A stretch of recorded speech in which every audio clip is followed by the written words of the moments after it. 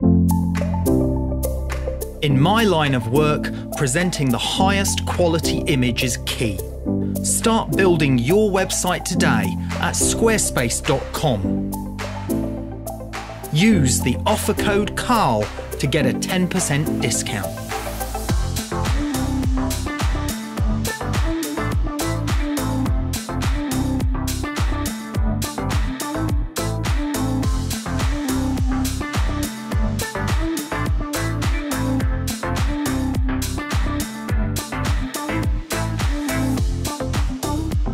I'm Carl Taylor, and this is my Squarespace.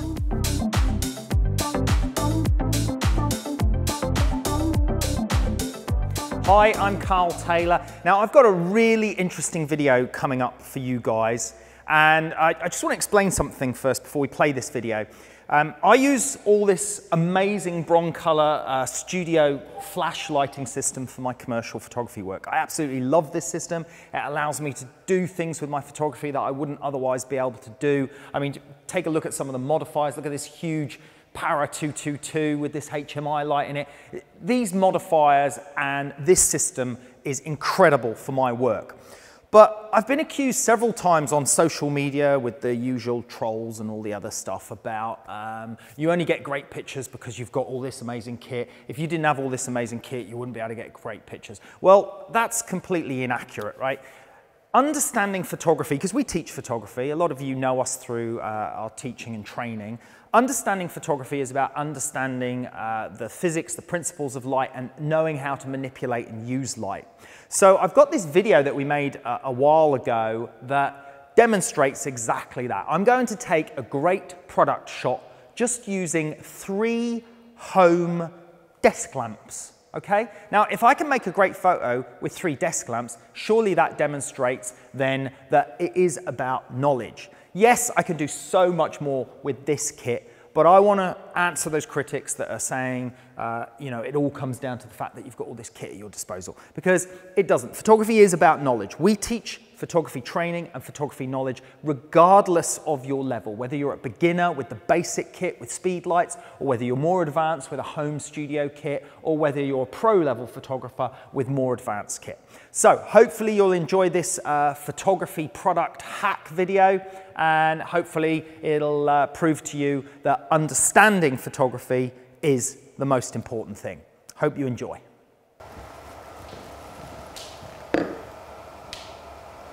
Well, I'm really excited about this. We're going to do our 10-minute home still life studio shot. And I'm going to do that using some really basic equipment, stuff that you can find around the home and stuff that we mentioned in the last episode that you can make up yourself. So let's have a look at what we're going to do. Well, we're going to take a still life of this wine shot with the bottle of wine and the glass of wine. But for my lighting, I'm going to use 4 home desk lamps. So let's have a look at light number 1. What I've got here is an LED desk lamp with one of those bendy arms. And this is going to illuminate my label. You can see the light hitting my hand there. It's quite a narrow beam, but by the time it hits the label, the beam's too wide. So what I've done is I've made up a snoot, these are called in photographic terms, but basically it's a cone of paper taped together to make a much smaller hole so that when I pop that over the light, and fix it in position there with that bit of tape, it makes a really narrow beam now, you see. So I've got a much narrower beam, and I'm going to be able to control that beam onto the label like so. Now it's a little bit difficult to see at the moment, because at the moment we've got this big studio light on, which is just so that you can see me while we're filming. When we come to take the picture, we're obviously going to turn that off. Okay, let's move on to light number 2, which is over this side, and this is another normal household table lamp, office desk lamp, and this has just got a 40-watt tungsten bulb in it, and that's going to be illuminating from this side back onto the bottle. But as the light is at the moment, it's not very good because the light is harsh, it's a small light source, and we're going to modify that light using one of the scrims that we made up, our homemade scrims. But before we do that, let's take a look at light number 3. Light number 3 is down the back here. It's one of those tungsten or halogen desk lamps, and you can see the beam hitting the brown fabric, and that's just simply a piece of brown fabric from a textile shop, and that is illuminating that background for me. And I've got that brown fabric draped up over this wooden beam, which I have clamped between two lighting stands, nice and simple.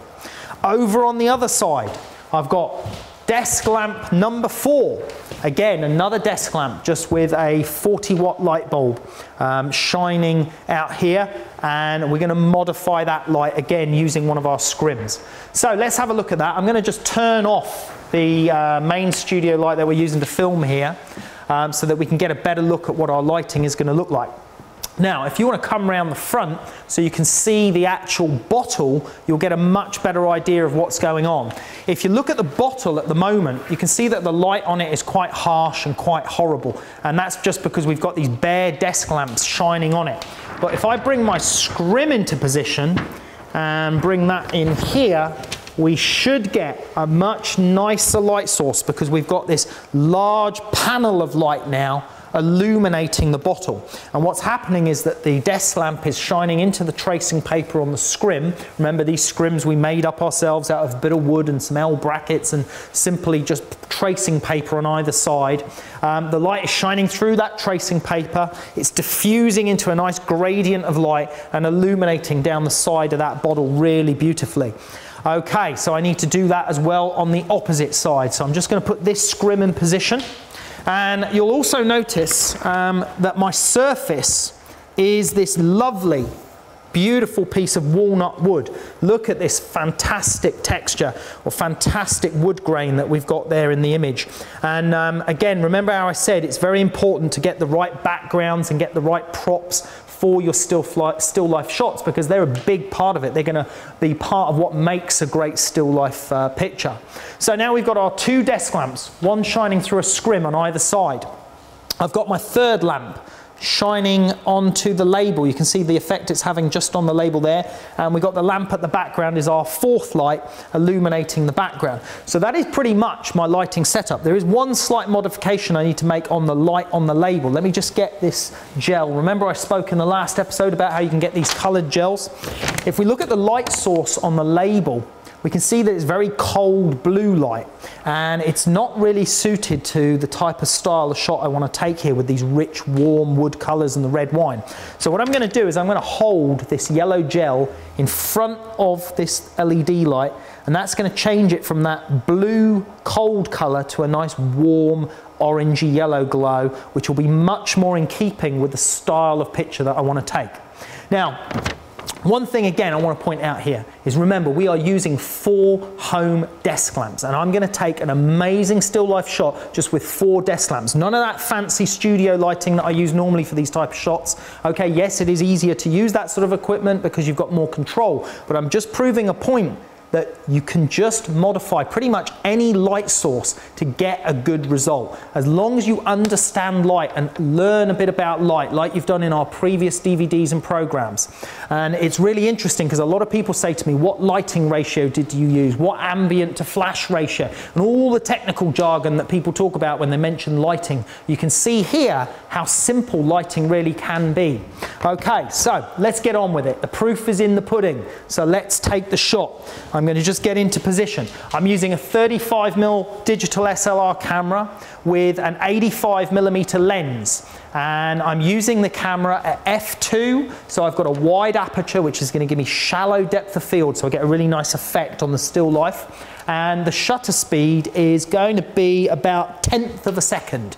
And that's the great thing with still life. You can use these lower powered lights because nothing's moving. If you've got the camera on a tripod, it doesn't matter because you can use a slower shutter speed. So we're pretty much ready to go. I'm just going to hold that gel in position. I'm going to just check the framing on my shot, and we go there and take the shot, and look at that. We've got this beautiful still life shot taken with nothing more than 4 modified desk lamps. When I say modified, 4 desk lamps that we've built our own scrims and snoots and background and surface to create the perfect atmosphere for a fantastic still life shot. So you've got no excuse now. You can easily at home build yourselves a little mini studio and experiment with great small still life work. My passion is photography. Whether shooting for clients or teaching students, the excitement of great photography never gets old. Check out my website for free training, a complete range of courses, and even photography workshops. Thank you for watching.